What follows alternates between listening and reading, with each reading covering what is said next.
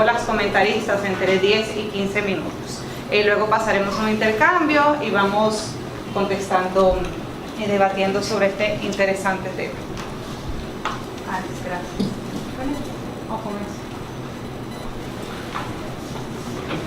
Buenas noches ya.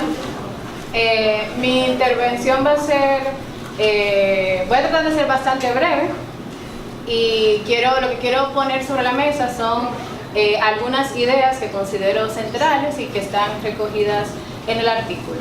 El artículo presenta los resultados de la encuesta que realizó el Instituto de Investigación Social para el Desarrollo relativo al tema a la opinión sobre el aborto. Entonces, un poco en el texto se comparan esos resultados con el de otras encuestas, de manera concreta con el Barómetro de las Américas y con el Latino Barómetro.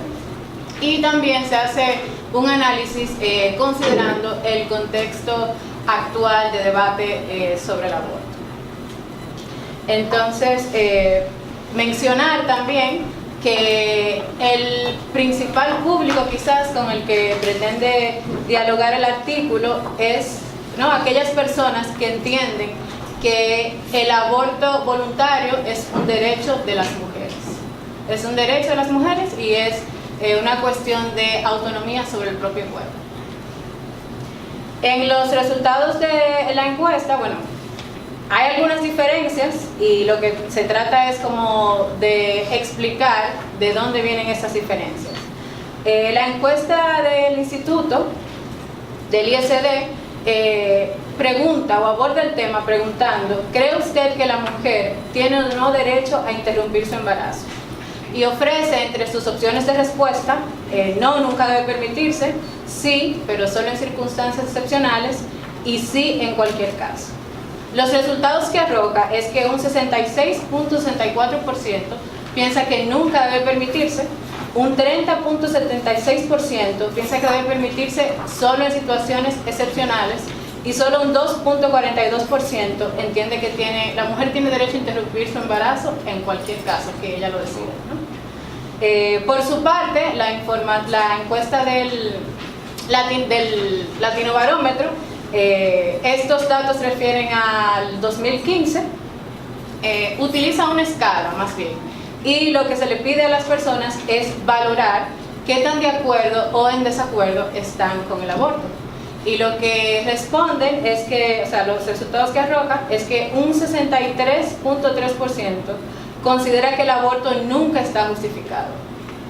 Entonces, a pesar de la diferencia en la forma en que se plantea la pregunta entre la encuesta del ISD y del Latino Barómetro, sí vemos que hay similitudes en los resultados, ¿no? Y eso puede estar asociado, es que a pesar de esa diferencia, en ambas se recoge información sobre la opinión frente al aborto voluntario, es decir, sin ninguna restricción o condicionamiento. Por su parte, el Barómetro de las Américas plantea en su cuestionario: ¿cree usted que se justificaría la interrupción del embarazo, o sea, un aborto, cuando peligra la salud de la madre? Y plantea también una segunda pregunta: ¿está usted de acuerdo con la interrupción del embarazo en caso de incesto o violación sexual? A la primera pregunta, un 61.3% dijo estar de acuerdo, ¿no? Que cuando peligra la salud de la madre se le permita interrumpir el embarazo. Y ante la segunda, o sea, en caso de que el embarazo sea producto de una violación, solo un 34% lo apoyaría. Aquí sí vemos como que hay más diferencia con las otras encuestas.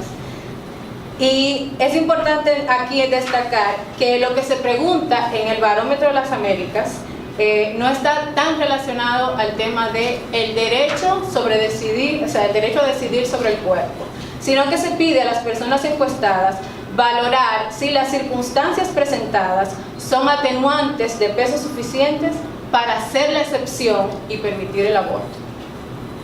Es cierto que preguntar por circunstancias concretas en que la gente estaría de acuerdo con que se permita el aborto puede obedecer a esa búsqueda de espacios de tolerancia. Sin embargo, también tiene como consecuencia que deja un poco de lado ese enfoque del derecho a la autonomía sobre el cuerpo, y también surte el efecto de que el debate entonces no se da en ese marco de derecho, sino más bien en términos de permisividad. El ejercicio que se hace en el artículo es de trasladar un poco este ejercicio al tema del debate de las causales, ¿no? En los posicionamientos y las campañas que se han realizado sobre este tema, se incorporan siempre ideas y frases alusivas a la autonomía y al derecho a decidir sobre el cuerpo. Sin embargo, la demanda concreta que se ha planteado deja de lado la defensa del aborto voluntario, porque solamente aboga por la despenalización en 3 circunstancias concretas. Esta apuesta también podría estar vinculada, o sea, puede ser como una estrategia que parte de la idea de que la sociedad dominicana es muy conservadora, o que la actual correlación de fuerza no es favorable para plantear una demanda quizás tan radical, ¿no? Como el aborto voluntario. Sin embargo, este razonamiento también puede estar ignorando que el debate sobre el aborto voluntario solo se puede posicionar, o sea, el debate sobre el aborto voluntario es lo que podría posicionar ese tema en la agenda pública y propiciar la apropiación de este derecho. Aquí tomo entonces algunas reflexiones que están contenidas en el libro Narrativa sobre el siglo XXI, y ellos hablan de la importancia del discurso, y el discurso es también práctico, ¿no? Y habla sobre cómo los discursos políticos influyen sobre la realidad al crear un horizonte de acciones en el que algunas son concebibles y otras no. Es decir, en el caso del aborto, el aborto voluntario va a ser concebible en una narrativa en que la mujer sea concebida como autónoma y soberana de su propio cuerpo. La demanda de las 3 causales realmente no incluye como horizonte posible el aborto voluntario. La estrategia de limitar el deseo verdadero, y entiendo aquí por deseo verdadero el aborto voluntario, por eso hice esa acotación al principio de que intente dialogar con esa gente que cree en la despenalización total del aborto. Entonces, limitar ese deseo del aborto voluntario para que pueda dialogar con el poder conservador y machista, aunque puede abrir espacio de receptibilidad, también trae como consecuencia enmarcar el debate en esos mismos términos, conservadores y machistas, lo cual impide profundizar sobre el derecho a la libertad de las mujeres. En una democracia plural en la que las mujeres somos ciudadanas, también es importante asumir que nuestras demandas, nuestras reivindicaciones, también van a ser particulares y limitadas. Esto implica que no van a agradar a todo el mundo y no tienen por qué hacerlo. El reconocimiento de esta particularidad y límite de las demandas de los agentes es una condición en una democracia plural que alberga y respeta la diversidad. En una reflexión que recoge Marta Lamas sobre la lucha del aborto en la Ciudad de México, ella plantea que el derecho a decidir es la única alternativa democrática en una sociedad diversa. Entonces, un poco en esta línea, las apreciaciones que hago de cara a este contexto es que es necesario ampliar el debate en términos de fondo, de contenido y también de ocupar espacios. O sea, se necesita como más difusión de información, espacios donde participen agentes de diferentes disciplinas, y también en lo que respecta a la generación de información. O sea, es importante tener algo más allá de si está usted de acuerdo o no con el aborto. Al final, lo que nos interesa es que cada mujer pueda decidir.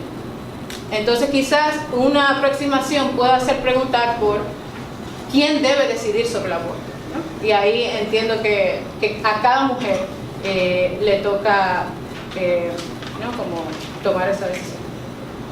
Yo lo voy a dejar hasta aquí. Ustedes tienen el artículo y pueden abundar, pero yo creo que esas son las ideas centrales y que podemos poner en debate. Buenas noches. Mi papel aquí es hablar de lo más aburrido de la noche, sobre el derecho.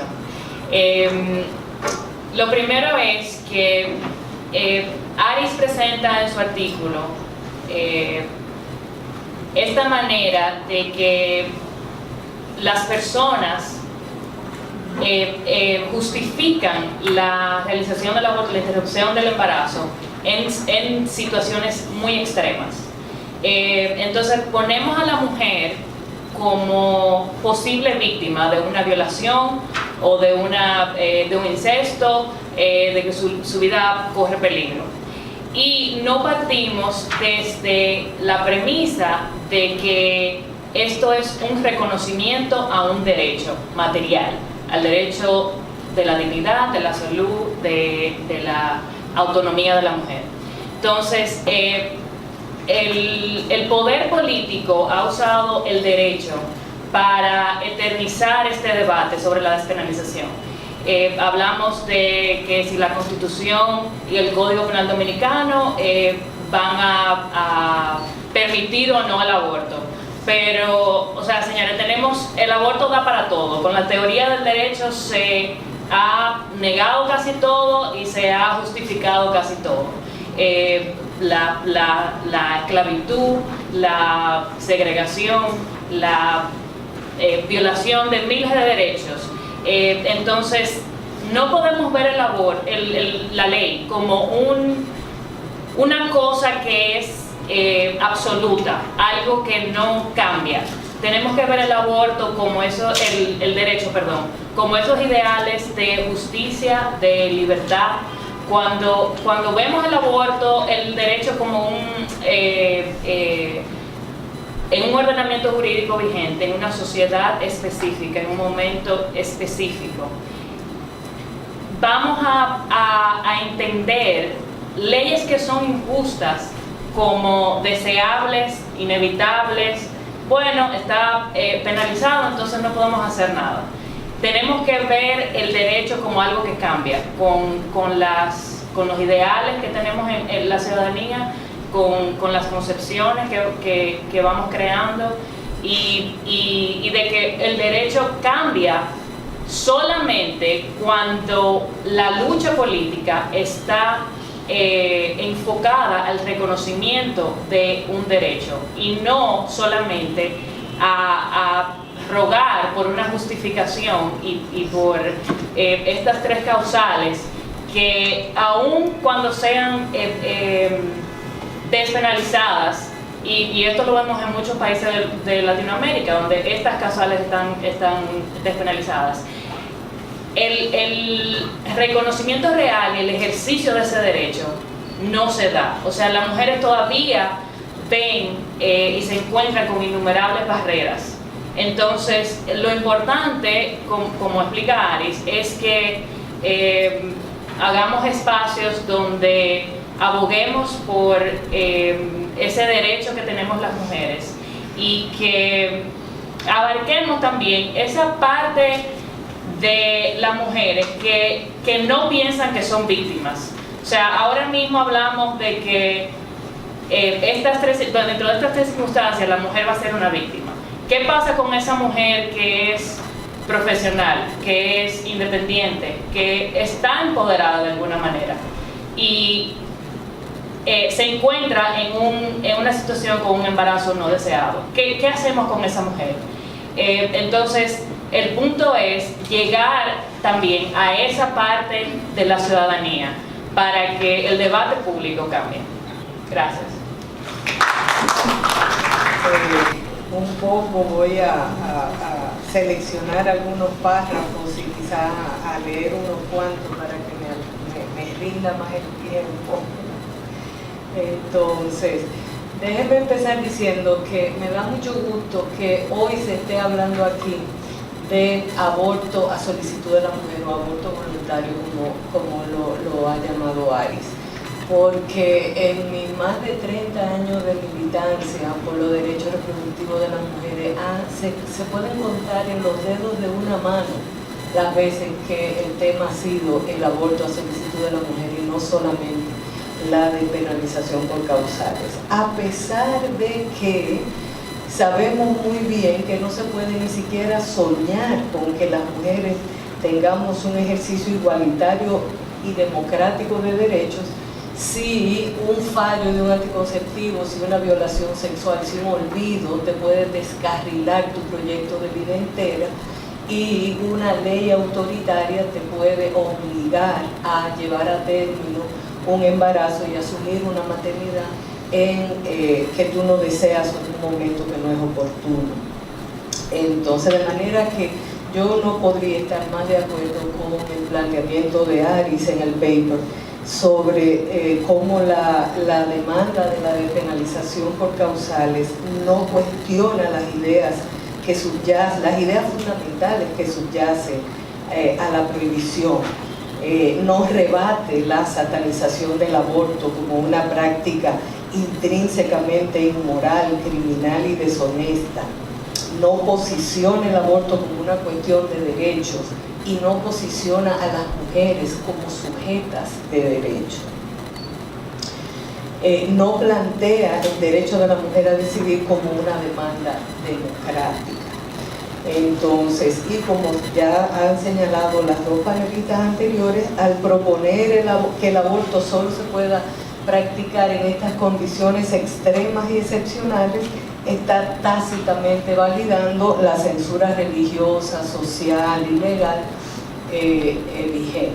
Entonces,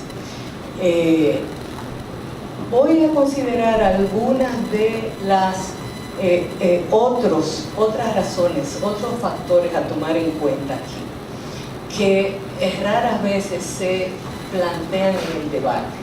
Primero, la despenalización por causales es la posición conservadora a nivel internacional.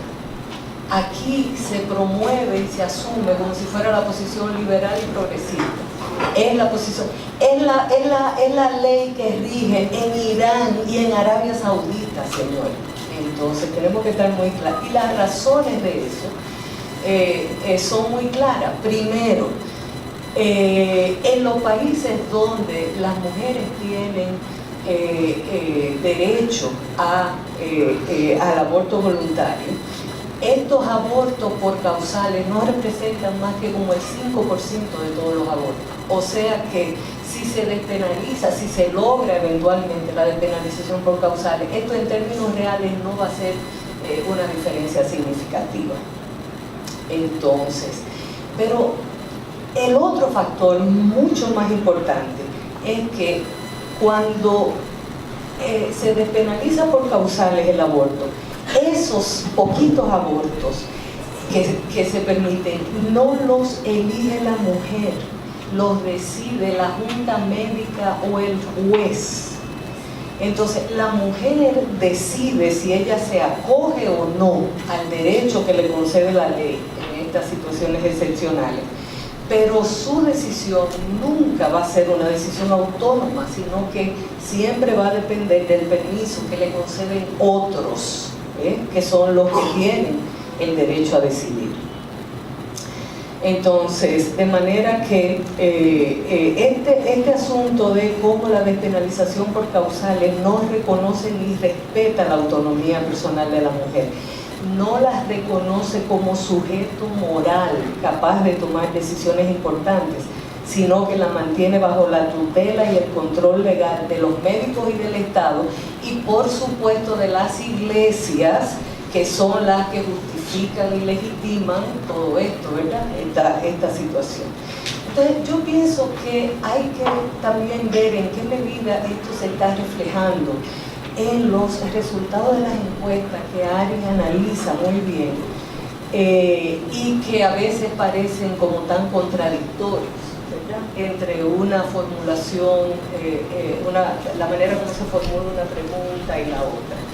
Entonces, pienso que muchos encuestados aceptan a regañadientes el aborto por causales, sobre todo el aborto terapéutico, justamente porque en esos casos no es la mujer la que decide.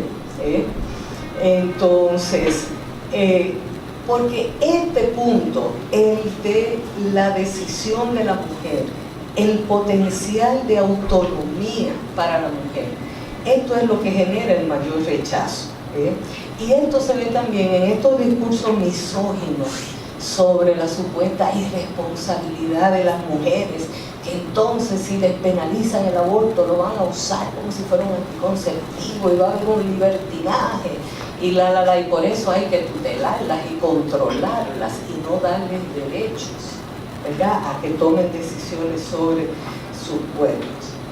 Entonces, ahora, la pregunta, otra pregunta es, ¿cómo llegamos hasta este punto? O sea, ¿cómo es posible que los movimientos feministas y de mujeres llevemos casi 20 años impulsando la despenalización por causales sin plantearnos seriamente otras alternativas? Entonces, y aquí yo estoy calculando a partir de el inicio de los trabajos de la coalición por un código penal moderno y consensuado, como en el año 2000, 2001, por ahí. Aunque en el 1990-91, a raíz de la primera aprobación de la Ley General de Salud, también hubo un pequeñito periodo de militancia por la despenalización parcial.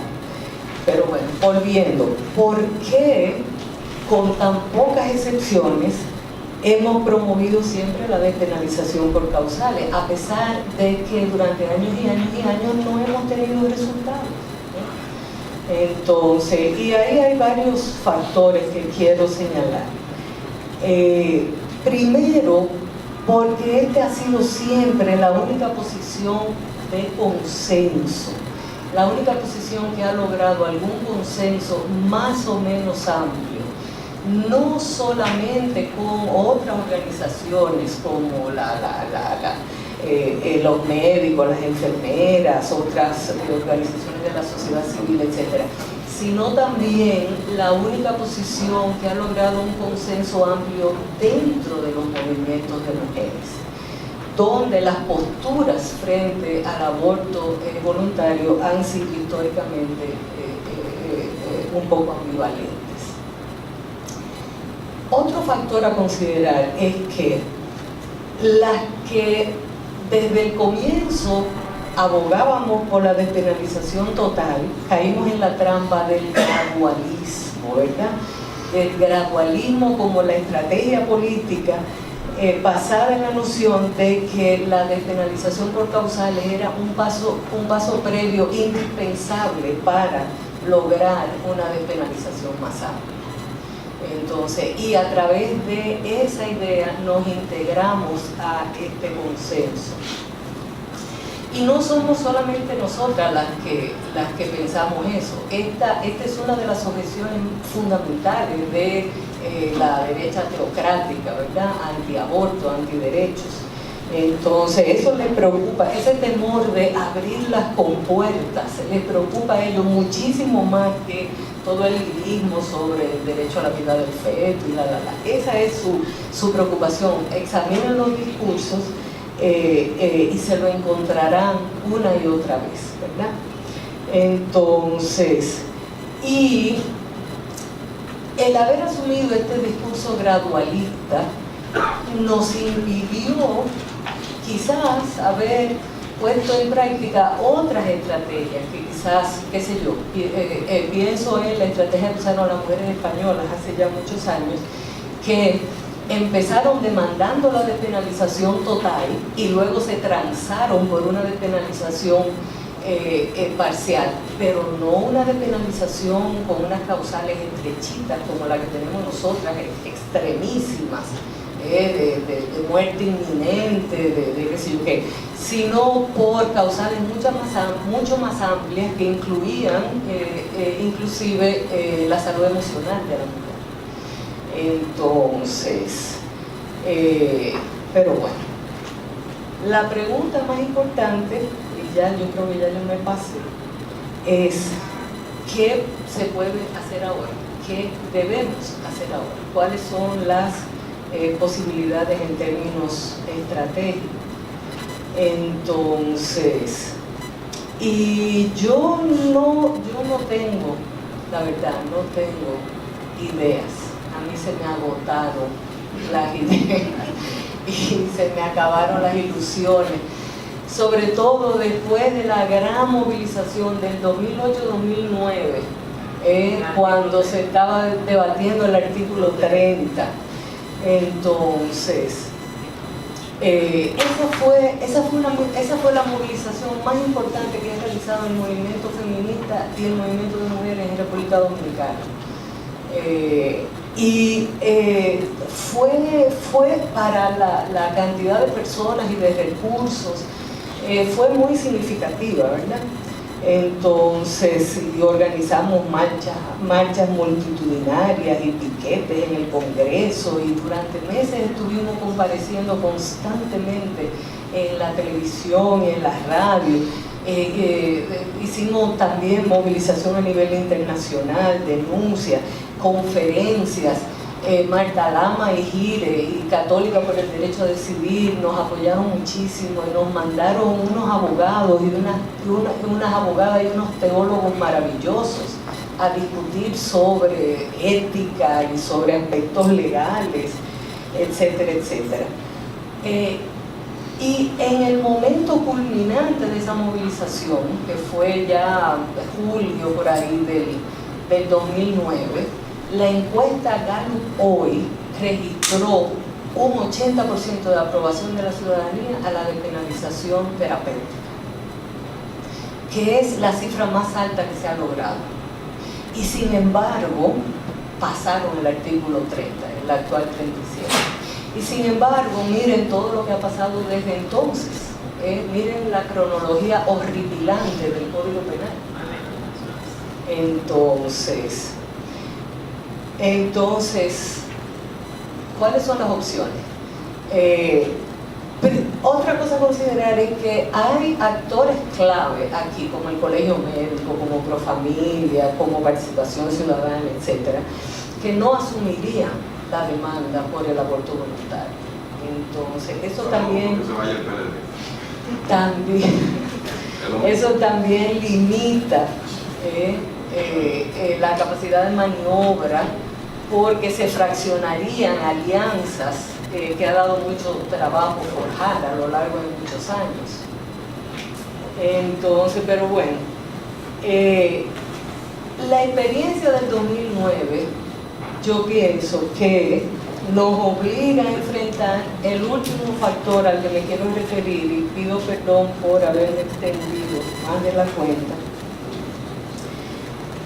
que es que el sistema político dominicano no responde a la demanda ciudadana, excepto a los dos grandes poderes fácticos, la Iglesia Católica y el alto empresariado, y quizás también las mafias de choferes, habría que incluirlo ahí. Pero el asunto es que para posicionar políticamente el aborto, y yo estoy totalmente de acuerdo con el argumento de Alice, de que los derechos son conquistas en la lucha política que se corresponden con la capacidad de ciertos actores de inscribir parte de sus intereses en el relato político dominante. Pero eso presupone que hay instituciones políticas que son mínimamente capaces de responder a esta demanda y de no ignorar de manera cínica la voluntad manifiesta de la población. Entonces, bueno, y hay muchos otros factores que también habría que considerar, pero que no viene al caso. Por ejemplo, los políticos dominicanos piensan que rechazando las causales se da un barniz de ética, ¿verdad? Entonces, para disimular un poquito la peste de la corrupción y el descrédito. Entonces, se acumulan. La situación, yo la verdad es que no tengo mucha esperanza de que se pueda lograr ni siquiera la despenalización por causales en este ciclo político. Así que esperemos que algunos de ustedes tengan algunas ideas un poquito más optimistas. En ese marco legal, o sea, se incide en ese marco legal y tener en cambio un marco legal nuevo, como Alexandra lo planteó. Vamos a pasar a una ronda de preguntas, comentarios y propuestas. Si alguien tiene ideas de eso último que nos invitó Denise a pensar en cómo avanzar en este tema que era muy mañana. ¿Escucha? Bien. Sí. Yo tengo muchísimas dudas. Yo lo veo desde el punto de vista en que hoy se quiere, luego del fracaso para imponer el aborto, se quiere cambiar y replantear el discurso y cómo se aborda el tema, para poder crear un debate o un discurso que ayude y garantice que se imponga el aborto. Y me preocupa bastante en la página 7, párrafo 1, que dice que el Estado que tendría que garantizar el acceso a educación sexual, acceso a oportunamiento de replanificación y al servicio de salud de calidad. Correcto, es decir, que se plantea algo que el 60% dice que no quiere, 69% dice que no quiere. Y aparte de eso, se está obligando al 100% de los ciudadanos que paguen impuestos a garantizar esos derechos que quiere imponer un grupo que realmente es bastante poco. Entonces me preocupa también la manera de que se hable de derecho, ¿verdad?, cuando se trata de una vida de una persona. Es decir, cuando un feto se convierte en persona, cuando ese estado opresor, machista y todo lo que dice el movimiento feminista le da una cédula o le da un acta de nacimiento, ahí sí que como nos conviene esa posición, así sí conviene, así sí el Estado sí es bueno. Entonces, yo creo, en mi punto de vista muy personal, que ese debate, esa discusión, ese discurso es bastante demagogo. Bastante demagogo. Es decir, se quiere dar la oportunidad de asesinar a una persona, no sabemos si es persona, un feto o no, porque, no sé, por un ups, me equivoqué, estoy embarazada, no lo quiero, ok, vamos a matarlo. O sea, para mí eso me preocupa. Puede ser que yo esté totalmente confundido, puede ser que yo estoy en esa atmósfera lejísimo, es muy probable. Bueno, pero yo por lo menos tengo claro cuáles son mis dudas. Gracias. ¿Tú tienes cara la duda? Tengo claro cuáles son mis dudas, no tengo una respuesta. Adelante. Aquí atrás. Yo quería hacer una reflexión a raíz de lo que dice este chico. Que, bueno, haciendo una investigación para un reportaje sobre el aborto, fuimos a La Ciénaga, es una comunidad que está en Barahona, y hablamos con diferentes mujeres de allí. Es un tema muy complicado, es un tema difícil de tratar, y obviamente no todo el mundo quiere contestar o se siente en libertad de contestar lo que verdaderamente siente, ¿no?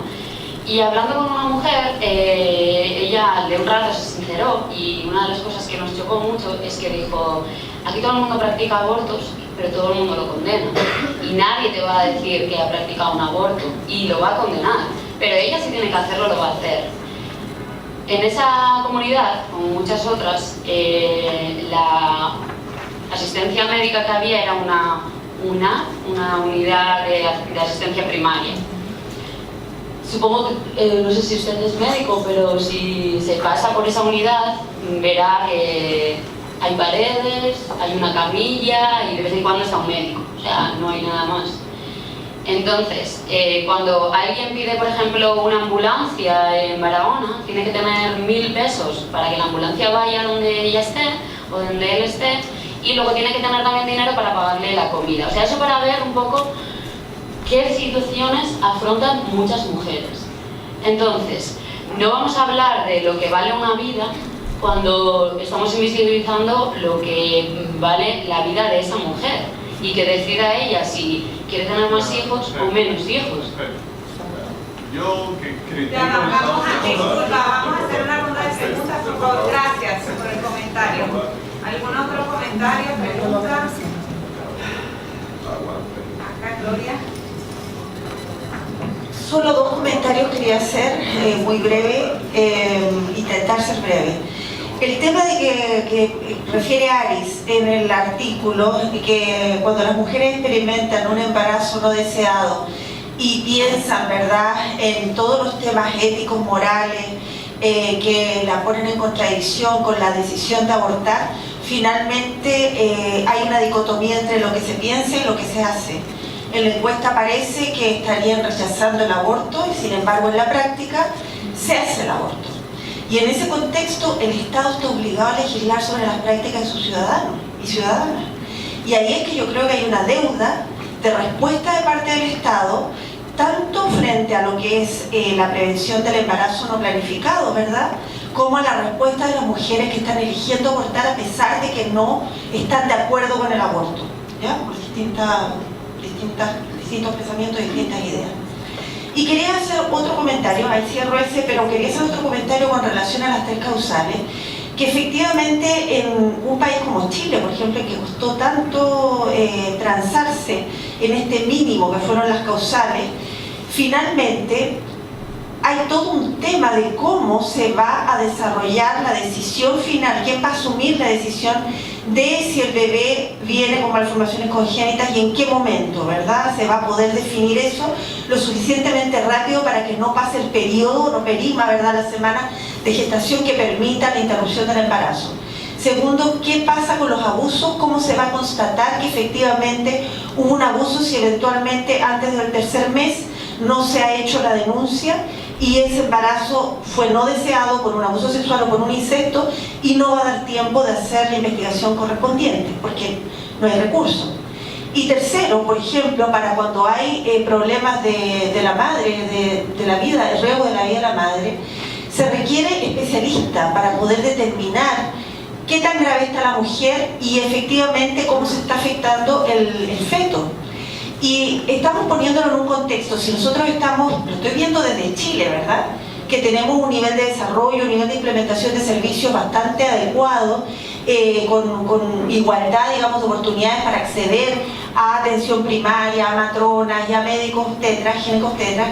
Figúrense ustedes aquí en República Dominicana, con lo que cuesta lo mínimo, que es que lleguen los métodos anticonceptivos a las unidades de atención primaria, que estén disponibles, o que una usuaria, ni siquiera una adolescente, una adulta, quiera ponerse un dispositivo intrauterino, encontrar el servicio disponible con las condiciones aptas para que sea el procedimiento seguro. Es todo como un reto, ¿verdad?, como si fuera del siglo XXV, y estamos hoy con una alta tasa, especialmente en mujeres jóvenes, que son precisamente las que más abortan o que tienen necesidad de realizarse un aborto y que lo tienen que hacer en condiciones de inseguridad, aumentando además las altas tasas de mortalidad materna que nos tienen en una posición muy precaria como país y como en una situación, digamos, de dicotomía entre alto desarrollo teórico con indicadores de África subsahariana prácticamente. Quería hacer esos dos comentarios, esas dos observaciones. O sea, ni por ninguna de las dos vías me parece que eventualmente puede darse respuesta a lo que la ciudadanía, las mujeres, especialmente necesitamos aquí en el país. Gracias, Flores. Dos comentarios más y pasamos aquí a una ronda de respuestas. Sí, allá atrás, Muy buenas noches. Me ha encantado ver cómo cada persona que ha hablado tiene puntos diferentes pero al mismo tiempo conectados.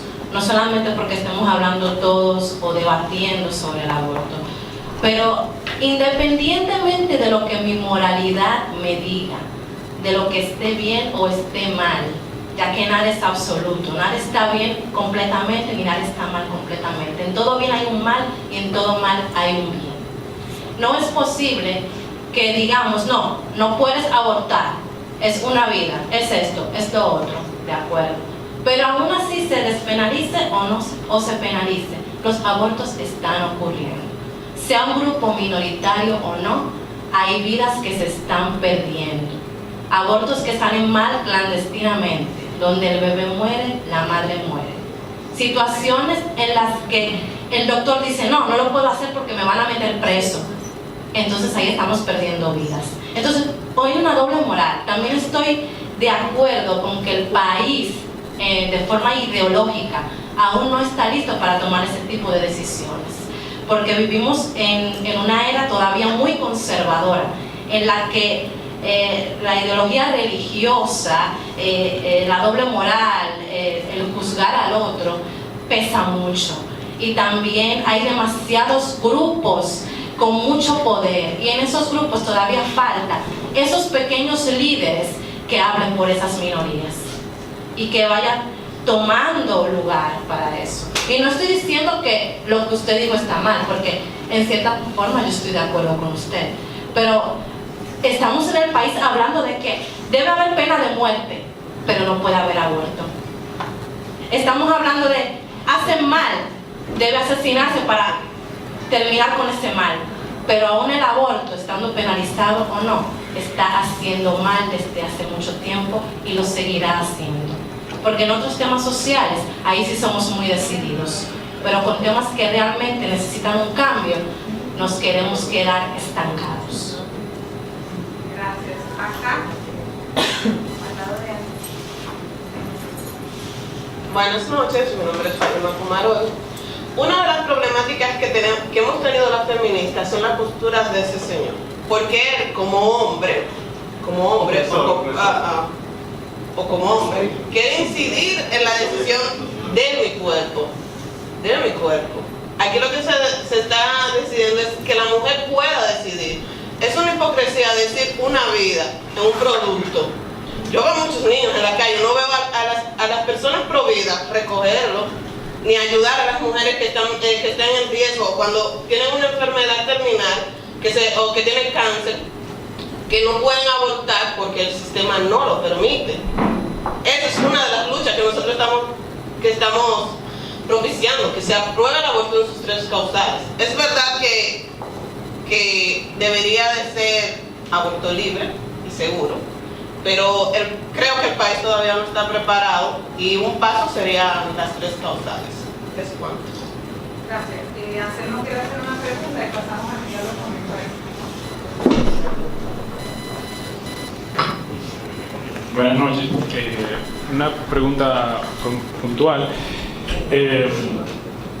Las 3 más o menos han planteado que hay un nivel de tranque en la lucha. Creo que no se ha podido lograr que se apruebe el Código Penal con la despenalización, aunque sí se ha podido evitar que se apruebe el Código Penal. Entonces, ¿qué rol han jugado los partidos políticos, que en última instancia son los que tienen legisladores, en ese tranque? Si pudieran abundar un poco más al respecto. Comentarios y reflexiones sobre las preguntas. Ok, Natalia quiere hacer una, mientras toman nota, Natalia. No me animaba como a comentarlo, pero cuando la compañera habló sobre la obligación de los estados a legislar sobre las prácticas de la ciudadanía, me motivé a compartirles este dato del jefe de emergencia de la maternidad de Altagracia. Diariamente, solo la maternidad de Altagracia recibe de 15 a 20 abortos sin terminar, abortos inconclusos. Entonces, como eso me genera también como la duda de si visibilizar estas prácticas, la naturalidad, la frecuencia de las prácticas pudiera ser beneficioso, porque evidentemente hay un nivel de violencia simbólica tan fuerte que no se permite a quien accede, a quien va a un aborto cuando considera que lo necesita, que lo diga públicamente. Eso es absolutamente violento. O sea, que las encuestas den esos números tiene implícito un nivel de violencia simbólica altísimo. Si fuera un avance, si pudiera como generar un avance que visibilizáramos esto, o está ahí el peligro de, por el contrario, como alimentar esa oleada conservadora y llegar a situaciones como la que vive El Salvador o Honduras de judicialización, porque aquí en los centros de salud, en algunos centros de salud, evidentemente, por ejemplo, lo que se vive en la maternidad de Altagracia, hay cierta línea de atención. Aquí no se persigue, no hay persecución penal, con excepción de un caso recientemente en Ocoa. Pero, no sé, ese dilema. Gracias,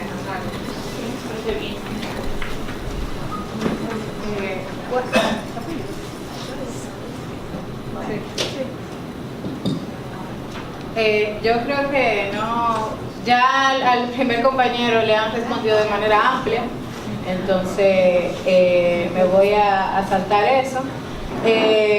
Bueno, la mayoría fueron comentarios. La pregunta de Anselmo, yo diría, quizás no tengo como ahora mismo el mapa así de actores, de cuál ha sido el posicionamiento de los distintos partidos, pero justamente como esos partidos, por lo que decía incluso en su intervención Denise, de que realmente las decisiones no las toma la sociedad, o sea, no responden a la demanda ciudadana, o sea, son esos partidos que deberían tomar parte de esa demanda, ¿no? Y en ese sentido como defenderla o posicionarse en los espacios de poder.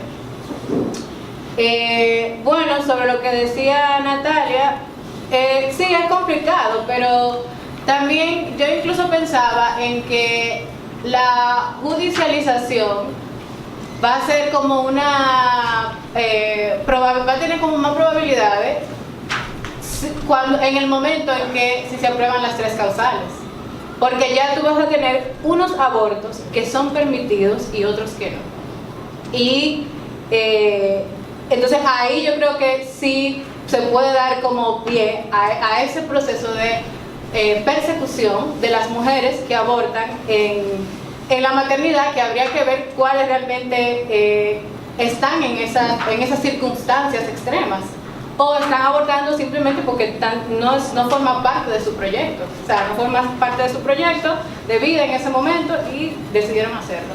Entonces yo creo que igual esa misma pregunta también valdría para pensar los escenarios posibles, incluso si llegan a aprobar las causales.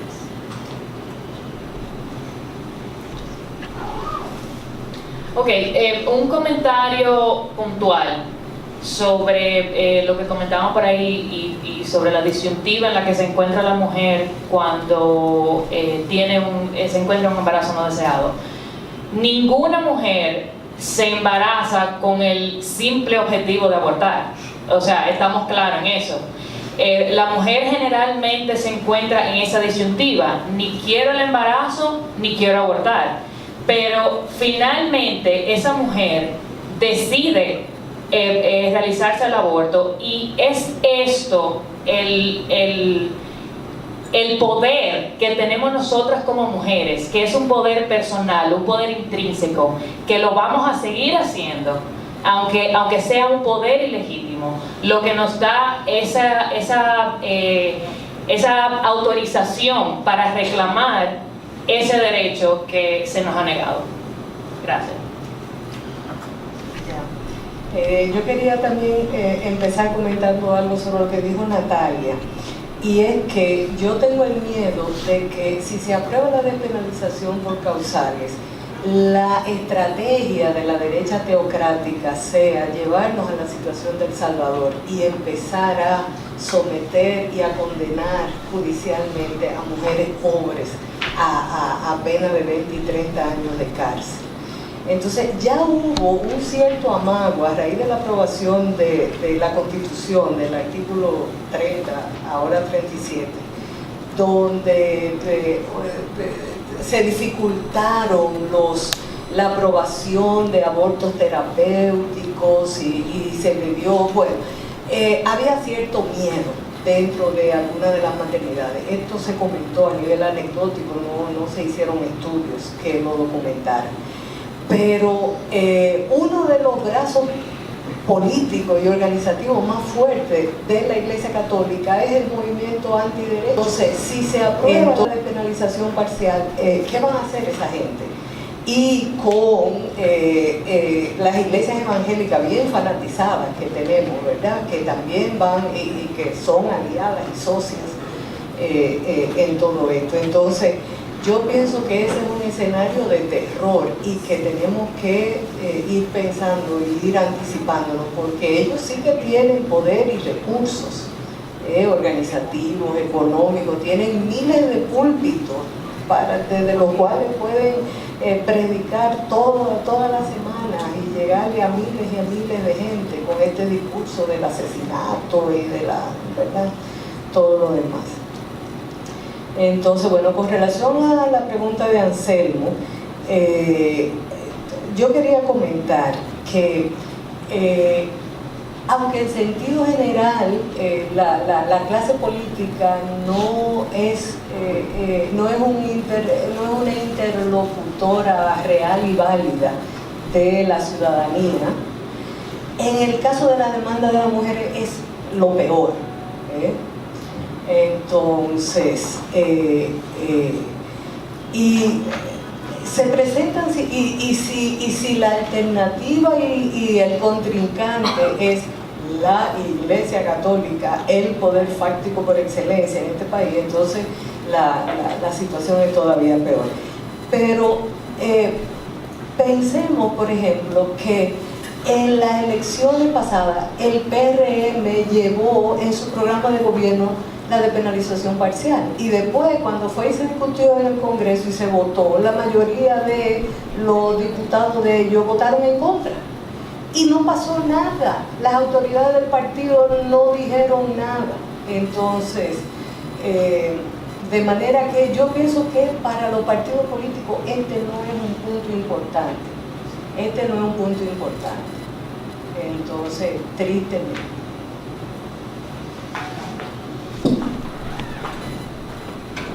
¿Algún otro comentario, reflexión? Hola, bueno, mi nombre es Héctor Pichardo y bueno, estoy de visita de Nueva York aquí y gracias a Leti pues vine a escuchar a ustedes un tema tan interesante. Bueno, dos preguntitas, uno para Aris, ¿verdad?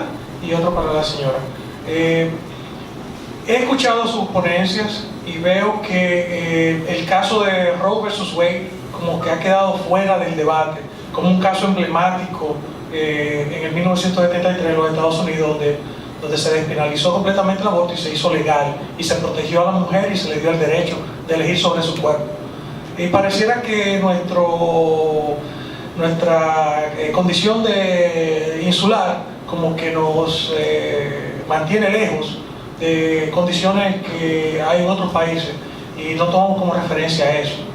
Y otra cosita, para Aris, una preguntita. ¿No crees tú que si se aprueban las tres causales como una especie de proceso de transición hacia más derechos y se comienza entonces a penalizar a mujeres, como se mencionaron, mujeres pobres regularmente, en su mayoría pobres, desposeídas, mujeres negras, y se comienza a judicializar estos casos, ¿tú no crees entonces que la misma sociedad tendría una reacción hacia algo que se consideraría una injusticia y quizás así se puede empujar hacia más derechos?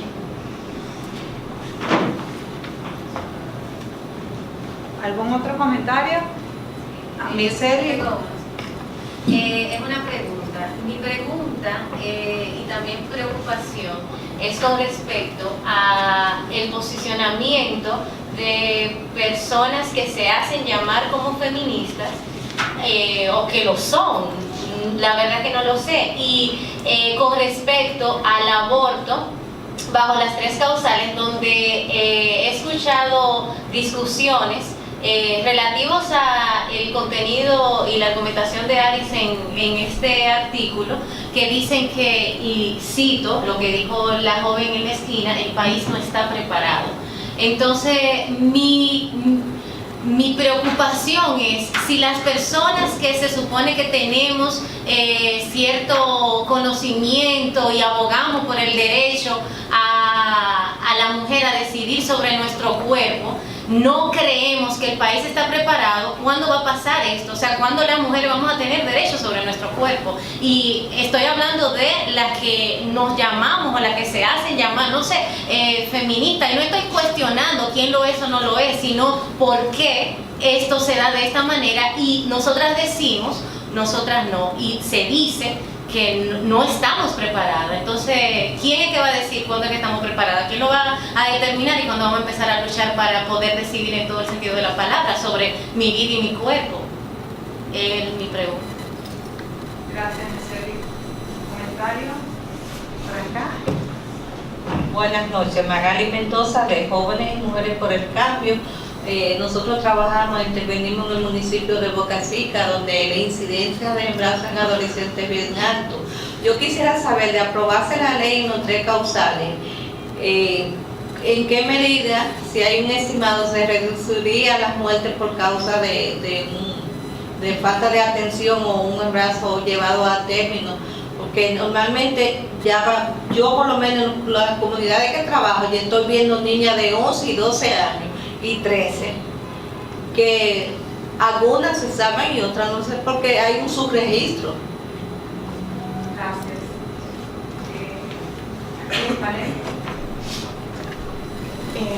Bueno, yo un poco en el artículo la idea era más como centrarnos en el debate de aquí, cómo se ha dado, y aunque no se hace alusión en ese caso en específico, sí se habla de que, y vinculado también a lo que comenta Miseli, de que es la lucha, el debate por el aborto voluntario lo que puede abrir la posibilidad de que en algún momento eso se materialice. O sea, justamente es eso, como bueno, la evolución de las sociedades no es lineal.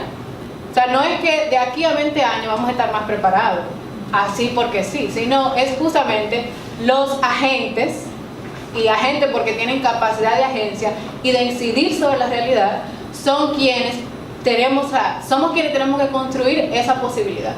Si nosotras que creemos en el aborto voluntario no lo pedimos, entonces ¿quién lo va a pedir? Entonces, un poco eso. Y bueno, no sé cuáles son la pregunta de Héctor. Puede ser, pero también está el caso del mismo Salvador. O sea, como si hay mucha presión, incluso de organismos internacionales, pero igual, o sea, hubo una señora que incluso tuvo todo un proceso y la sentencia otra vez se ratificó. O sea, la señora está presa. Entonces yo no sé qué, y también aclarar que la cuestión que se plantea es el por qué la estrategia tiene que ser limitar nuestro deseo o nuestra demanda para que sea escuchada.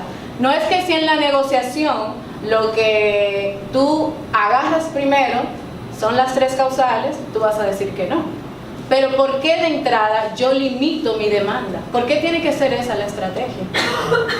Entonces, si desde ya hablamos de aborto voluntario, en el momento que se aprueben las 3 causales, si se llegaran a aprobar en un escenario de demanda de aborto voluntario, está más que claro que la lucha continúa. Sin embargo, si me dan las 3 causales, para el poder ya tú estás... se satisfizo tu demanda, tranquila. Entonces, como un poco ese es el riesgo que se quiere plantear aquí y que se quiere debatir, ¿no? Y pensar en otras estrategias. Y por ejemplo, ahora, en la búsqueda que estuve haciendo, yo me encontré con un documento que era incluso un documento escaneado, no recuerdo ahora mismo de qué país, pero era muy corto y la autora era de apellido Ubaldi y no era tan reciente tampoco. Y lo que contenía era un análisis de distintas encuestas sobre opinión del aborto y iba buscando, segmentando por población, y la idea era ver qué estrategia, cómo andaban pensando la gente y qué estrategia específica se podía utilizar. O sea, era un trabajo de inteligencia muy fuerte que se hace, de análisis de datos. Y aquí Profamilia hizo un estudio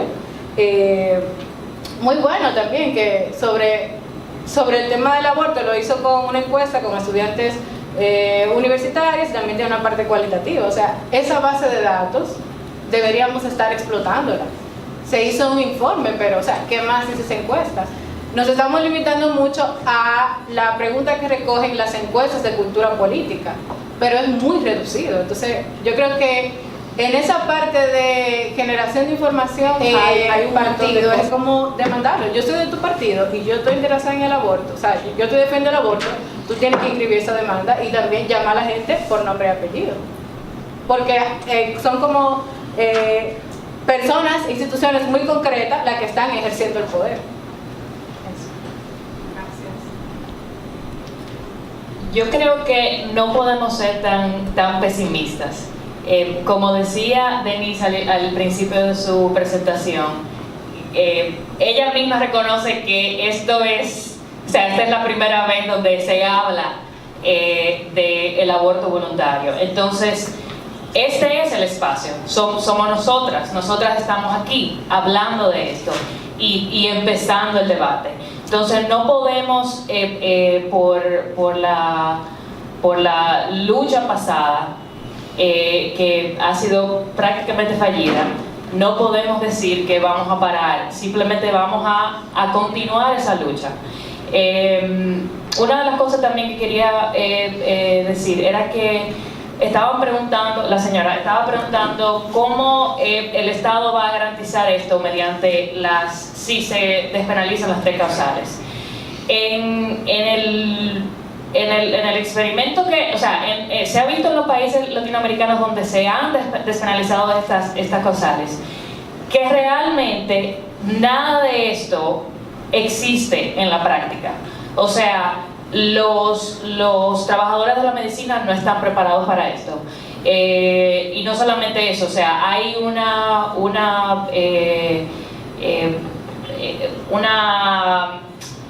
¿cómo puedo decir?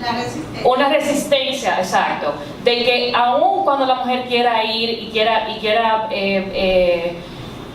prácticamente hacer este aborto que está legalizado, en la práctica no se hace realmente. Entonces, por eso es, como decía Aris, que tenemos que abogar por más. Quizás para que nos den un poco, pero quizás para que lleguemos a esa demanda que tenemos. Yo quería primero responder la pregunta de Magali, de Boca Chica, sobre si la despenalización por causales impactaría en la morbilidad y mortalidad materna. Y la respuesta es que no creo que tenga ningún impacto en lo absoluto. Entonces, por lo mismo que decía, y por lo que también acaba de decir Alexandra, de que estos abortos son una minoría pequeñita. Entonces, los abortos, y durante años y años y años, uno de los argumentos que se han planteado, y yo pienso que eso ha sido un error, porque ha generado muchísima confusión, uno de los argumentos que se plantea constantemente a favor de la despenalización parcial son los altos índices de mortalidad materna. Pero en realidad la despenalización por causales no va a impactar la mortalidad materna. Entonces, la mortalidad materna por aborto obedece a abortos voluntarios hechos en condiciones de peligro. Entonces, los abortos terapéuticos en República Dominicana siempre se han hecho en las maternidades públicas y en los hospitales, amparados por la figura jurídica del estado de excepción. Entonces, todo esto que se ha venido soando en el Congreso por lo de esta formulación de que entonces se permitiría en casos de eso ya existe en la jurisprudencia internacional, el estado de excepción, eso no hay que aprobarlo. Entonces, de manera que hay que tener eso claro. Con relación a la intervención tuya, en el otro escenario de si la judicialización podría llevar a una radicalización, fuiste tú que lo planteaste. a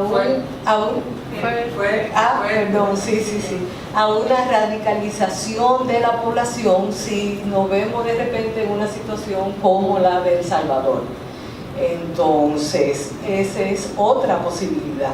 Entonces, y eso, porque yo hice una vez un cálculo de que en 1992 el Instituto Guttmacher calculó 82.500 abortos al año. A finales de esa década actualizó el estimado en 90.000. Ya por la evidencia anecdótica en las maternidades, el número de casos que se reciben, que se comentaba ahorita y demás, debe estar bastante más alto por puro efecto del crecimiento poblacional. Pero quedémonos en 90 o 100.000 anuales. Calculemos que por cada mujer que aborta tienen que haber varias personas más conectadas a ese aborto. Está su pareja, está la mamá o la hermana que la va a acompañar, que la va a cuidar, o la amiga. Entonces, de manera que si calculamos que 2 o 3 o 4 personas implicadas en cada aborto, además de los proveedores, durante años y años y años, calculemos 100.000 conservadoramente, 100.000 abortos voluntarios al año. Estamos hablando de millones y millones y millones de dominicanos. De la gran mayoría de la población dominicana ha tenido experiencia directa de aborto. Entonces, eso de por sí sugiere una estrategia política. Y abre una ventanita de por dónde ir pensando y que se puede trabajar este asunto. Otra posibilidad. Bueno, muchísimas gracias. En nombre de la Fundación Ever y el ISD, damos las gracias a los panelistas. Realmente un tema que divide a la sociedad y un tema crítico en el fortalecimiento del Estado Democrático en República Dominicana.